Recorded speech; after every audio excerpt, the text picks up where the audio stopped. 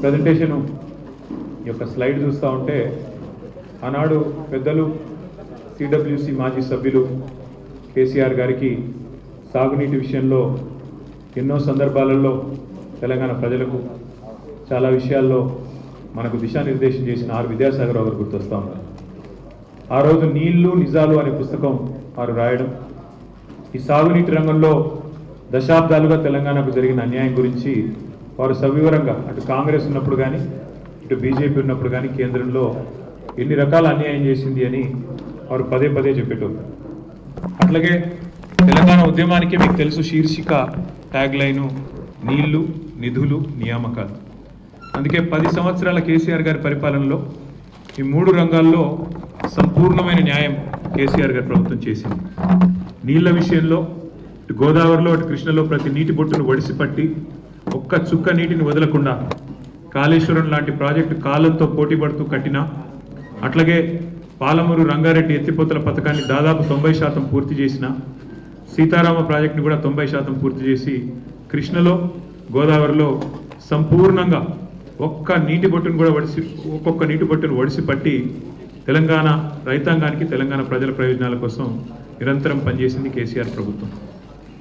కానీ ఈరోజు నీళ్లు నిధులు నియామకాలు అనే ట్యాగ్ లైన్ ఎక్కడో పోయింది. ఇవాళ ఏం జరుగుతుంది రాష్ట్రంలో అంటే నిందలు దందాలు చందాలు, బీఆర్ఎస్ మీద నిందలు, బిల్డర్లతో కాంట్రాక్టర్లతో దందాలు, రాహుల్ గాంధీకి చందాలు. ఇది ఇవాళ ఈ కాంగ్రెస్ ప్రభుత్వం చేస్తున్న పని.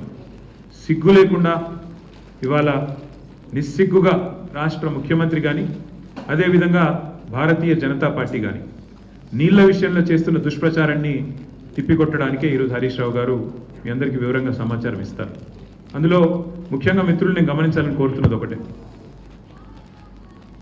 మార్బీ అనే ఒక గుజరాత్లో ఒక ప్రాంతంలో ఒక పెద్ద బ్రిడ్జ్ కూలిపోయి 140 మంది చచ్చిపోయినా ఏ ఎన్డీఎస్ఏ బోదు, ఎవడు బోడు, ఏ ఏజెన్సీ బోదు, 140 మంది చావులకు ఫలానా వాడు బాధ్యుడు అని ఒక బాధ్యతాయుతమైన ఏ ఏజెన్సీ మాట్లాడదు, కేంద్ర ప్రభుత్వం మాట్లాడదు, గుజరాత్ ప్రభుత్వం మాట్లాడదు. బీహార్లో 4 రోజులకు ఒకసారి ఒక్కొక్క బ్రిడ్జ్ కూలుతున్నా అడిగే నాతుడు లేడు. అదే తెలంగాణలో ఇక్కడ కాంగ్రెస్ ప్రభుత్వం ఉన్నప్పటికీ సుంకిశాల రిటైనింగ్ వాల్ కూలిపోయి 100 కోట్ల నష్టమైన ఎన్డీఎస్ఏ రాదు, ఎవడు రాడు.